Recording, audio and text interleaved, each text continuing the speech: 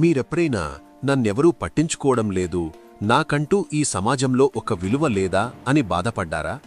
మీ talent ఎవరూ గుర్తించడం లేదని కుంగిపోతున్నారా? అయితే ఈ ఒక్క చిన్న కథ వినండి, మీ గురించి మీరు చూసే కోణం పూర్తిగా మారిపోతుంది. ఒక కుర్రాడు తన గురువు దగ్గరకు వెళ్ళి, గురువుగారు, నా జీవితం విలువ ఏంటి అని అడిగాడు. అప్పుడా గురువు ఒక మెరుస్తున్న నీలిరంగు రాయిని అతనికిచ్చి ఇలా అన్నాడు, నాయనా, దీని విలువ ఎంతో మార్కెట్లోకి వెళ్ళి కనుక్కో, కాని ఒక్కటి గుర్తుంచుకో, దీన్ని ఎవరికీ అమ్మకూడదు. కుర్రాడు ఒక పండ్ల వ్యాపారి దగ్గరకు వెళ్లి రాయిని చూపించాడు. అతను చూసి, ఏదో రంగురాయిలా ఉంది, దీనికి బదులుగా 10 యాపిల్ పండ్లిస్తా అన్నాడు.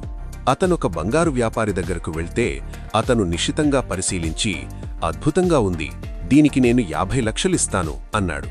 కుర్రాడు అమ్మనని చెప్పేసరికి 1 కోటి రూపాయలు తీసుకో అని ఆఫర్ ఇచ్చాడు. చివరికి ఒక వజ్రాల వ్యాపారి దగ్గరకు వెళ్తే అతను ఆ రాయిని ఒక పట్టు వస్త్రం మీద పెట్టి నమస్కరించాడు.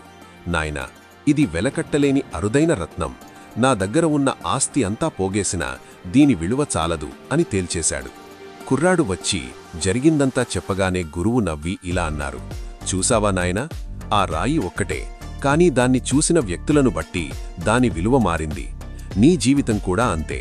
నిన్నొక సాధారణ వ్యక్తిలా చూసేవాళ్ల మధ్య ఉంటే నీ విలువ యాపిల్ పండ్ల కంటే తక్కువగానే కనిపిస్తుంది. కాని నీ గొప్పతనం తెలిసిన చోట ఉంటే నువ్వొక వెలకట్టలేని వజ్రానివి. మిత్రులారా, తప్పుడు వ్యక్తుల మధ్య ఉండి నాకు గుర్తింపు లేదు అని బాధపడకండి. మీ విలువ తెలియని చోట గౌరవం కోసం పాకులాడకండి. మిమ్మల్ని గుర్తించే వజ్రాల వ్యాపారిలాంటి వ్యక్తుల కోసం వెతకండి. మీరు విలువలేనివారు కాదు, కేవలం తప్పుడు ప్రదేశంలో ఉన్నారు అంతే. మిత్రులారా, గుర్తుంచుకోండి, మీరొక సాధారణ రాయి కాదు, మీరొక అమూల్యమైన రత్నం. కేవలం మీ విలువ తెలియని వ్యక్తుల మధ్య ఉండటం వల్ల మీరు తక్కువగా కనిపిస్తున్నారు. ఈ కథ విన్నాక మీ మనసుకి ఏమనిపించింది? మీ జీవితంలో కూడా మిమ్మల్ని తక్కువగా చూసిన సందర్భాలు ఉన్నాయా? కింద కామెంట్ సెక్షన్లో నాతో పంచుకోండి.